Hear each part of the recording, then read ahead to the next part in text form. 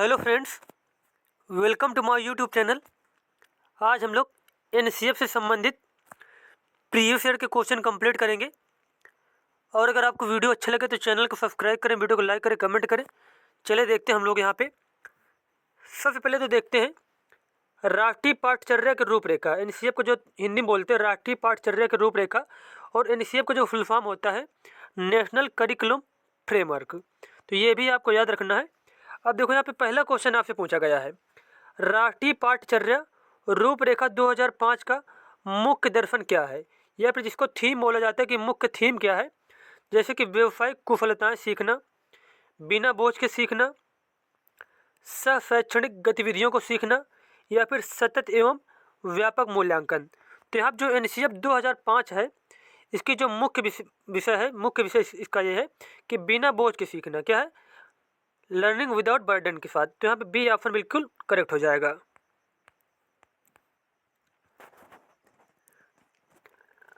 अगला क्वेश्चन आपसे पूछा गया है, एनसीएफ 2005 के अनुसार एक शिक्षक की भूमिका होनी चाहिए।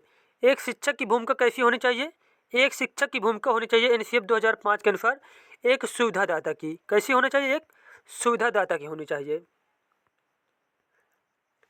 अगला क्वेश्चन आपसे पूछा गया है, राष्ट्रीय पाठ्यक्रम रूपरेखा 2005 के अनुसार बच्चे शिक्षक द्वारा दी गई सामग्री के निष्क्रिय प्राप्त करता है। बिल्कुल ही गलत दिया गया, यहाँ पर निगेटिव वर्ड यूज किया गया निष्क्रिय, तो ये ऑप्शन बिल्कुल ही गलत हो जाएगा। बच्चों में अधिगम को विनियमित करने की क्षमता नहीं होती है, ये भी ऑप्शन बिल्कुल ही गलत दिया गया है, इसमें भी निगेटिव वर्ड यूज किया गया है। बच्चे रटने के माध्यम से सर्वश्रेष्ठ सीखते हैं, ये ऑप्शन बिल्कुल ही गलत दिया गया। ये भी जहाँ पर भी याद करने की बात हो वो ऑप्शन बिल्कुल ही गलत होगा, चाहे कोई भी प्रश्न हो सीटेट में। उसके बाद अगला ऑप्शन दिया गया है, बच्चे ज्ञान के निर्माण में सक्रिय भूमिका निभाते हैं। तो एनसीएफ 2005 के अनुसार बच्चे क्या होते हैं? ज्ञान के निर्माण में सक्रिय भूमिका निभाते हैं। यही ऑप्शन बिल्कुल ही सही हो जाएगा। यहाँ पे डी ऑप्शन बिल्कुल ही करेक्ट हो जाएगा। अगला क्वेश्चन आपसे पूछा गया है, शिक्षण अधिगम प्रक्रिया की अवधारणा करते समय राष्ट्रीय पाठचर्या की रूपरेखा 2005 निम्न में से किसके महत्व पर बल देती है? सक्रिय जुड़ाव और बातचीत पर, वेधन और बार बार अभ्यास पर, सामग्री को रटकर याद करना, उत्तेजना प्रतिक्रिया संघ। तो यहाँ पे जो एनसीएफ 2005 है उसमें से सबसे ज़्यादा जो जोर दिया गया वो दिया गया है सक्रिय जुड़ाव और बातचीत पर। तो यहाँ पे ए ऑप्शन बिल्कुल ही करेक्ट हो जाएगा। उसके बाद अगला क्वेश्चन है, बहुत इजी क्वेश्चन पूछा गया आपसे, एनसीएफ किस वर्ष लागू हुआ था? इसका आंसर हो जाएगा 2005 में।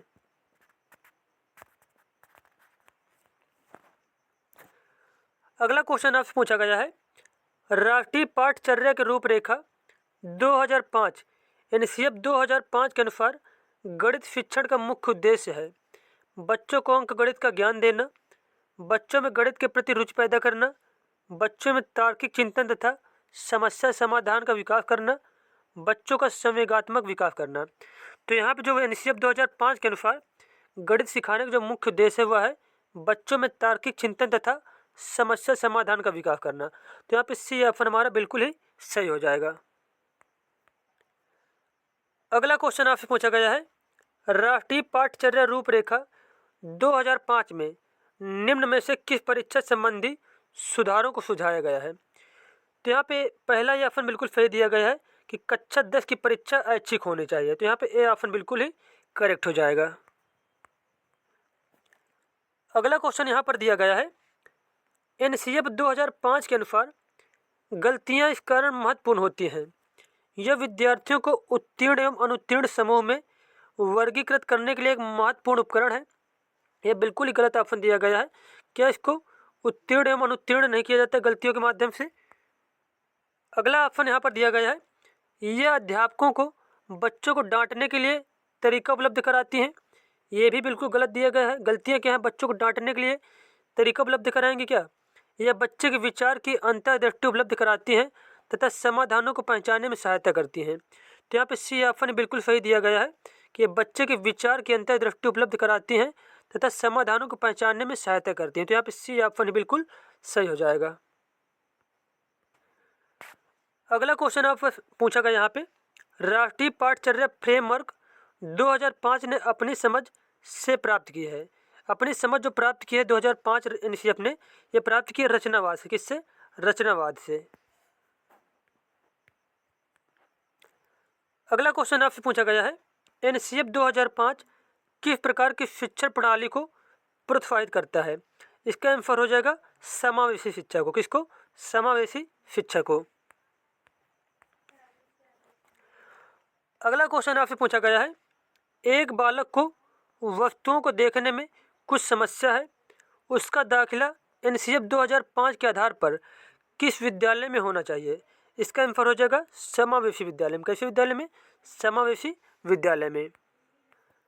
अगला क्वेश्चन आपसे पूछा गया है, राष्ट्रीय पाठ्यचर्या की रूपरेखा 2005 में भारत की धार्मिक एवं सांस्कृतिक विविधता को मानना, स्त्रियों के प्रति सम्मान एवं जिम्मेदारी के दृष्टिकोण को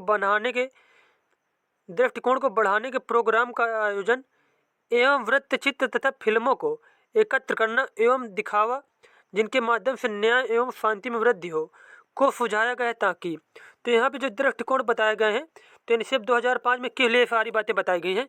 अब यहाँ पे ऑप्शन आपको दिए गए हैं। इससे शांति की शिक्षा दी जा सके, मूल्यों की शिक्षा दी जा सके, नागरिकता की शिक्षा दी जा सके, या फिर इनमें से कोई नहीं। तो यहाँ पे जो करेक्ट आंसर हो जाएगा वो हो जाएगा कि इससे मूल्यों की शिक्षा दी जा सके। अगला क्वेश्चन आपसे पूछा गया है, राष्ट्रीय पाठ्यचर्या की रूपरेखा 2005 में बहुभाषा को एक संसाधन के रूप में समर्थन दिया गया है, क्योंकि किस वजह से बहुभाषा को संसाधन के रूप में समर्थन दिया गया, ये आपको बताना है। यह एक तरीका है जिसमें प्रत्येक बालक सुरक्षित महसूस करे। बिल्कुल सही दिया गया यहाँ पे ऑप्शन ये। भाषागत पृष्ठभूमि के कारण कोई भी बालक पीछे न छूट जाए, ये भी ऑप्शन बिल्कुल सही दिया गया है। यह बालकों को अपने पर विश्वास के लिए प्रोत्साहन देगा, तो ये भी ऑप्शन बिल्कुल ही करेक्ट दिया गया है। तो इसमें से डी वाला ऑप्शन हमारा सही हो जाएगा कि इसमें से सभी।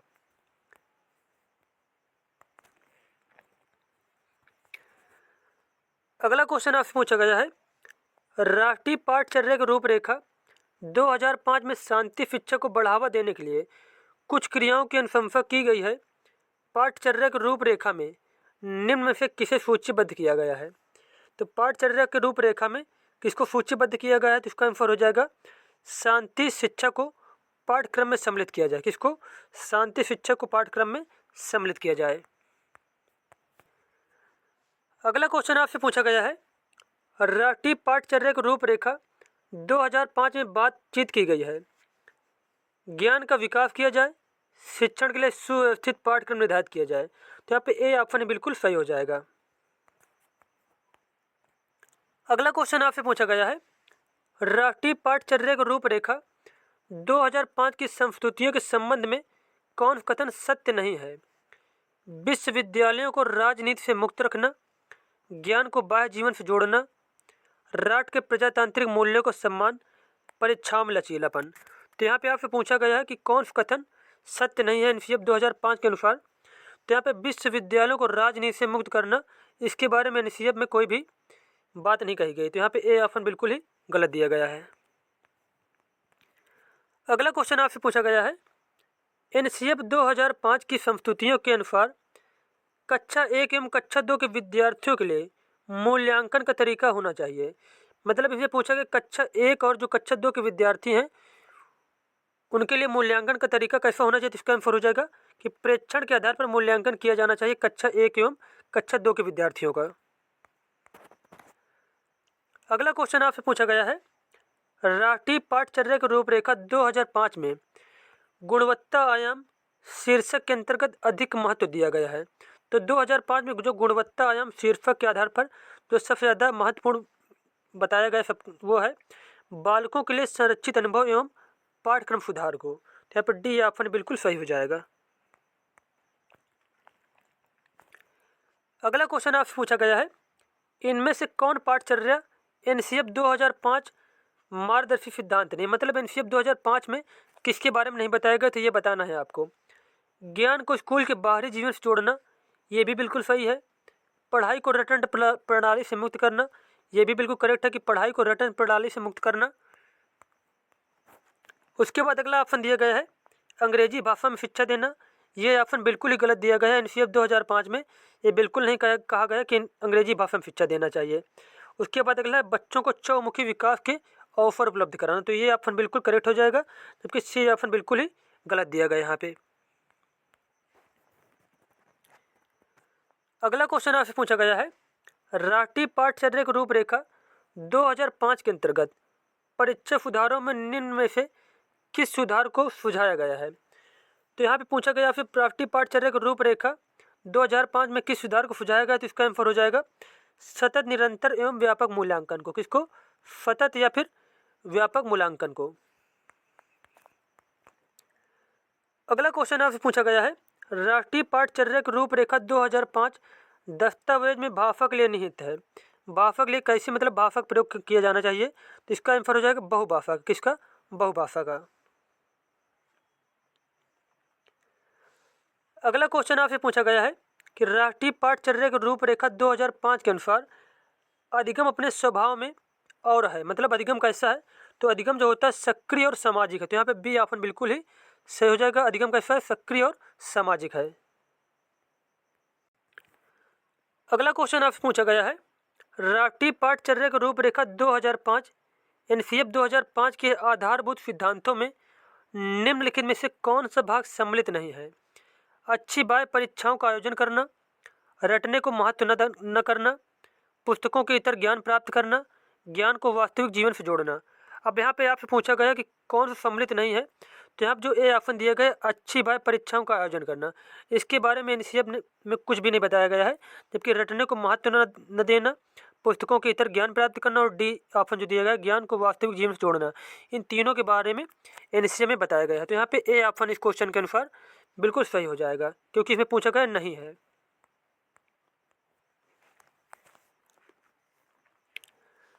अगला क्वेश्चन आपसे पूछा गया है, एनसीएफ 2005 के संबंध में निम्न में से कौन सा कथन सही है। वह भारत की विद्यालय शिक्षा के संबंध में एक संवैधानिक शोधन है। यह एनसीईआरटी द्वारा तैयार किया गया दस्तावेज है जो भारत की विद्यालय शिक्षा के संबंध में संस्तुतियाँ प्रस्तुत करता है। तो यहाँ पे जो बी ऑप्शन दिया गया यही बिल्कुल करेक्ट हो जाएगा कि यह एनसीईआरटी द्वारा तैयार किया गया दस्तावेज है जो भारत की विद्यालय शिक्षा के संबंध में संस्तुतियाँ प्रस्तुत करता है। तो यहाँ पे बी ऑप्शन बिल्कुल करेक्ट हो जाएगा। तो यहाँ पे जितने भी इंपॉर्टेंट क्वेश्चन दिए गए थे एनसीएफ संबंधित वो कंप्लीट हो गए। मिलते हैं नेक्स्ट वीडियो में। धन्यवाद।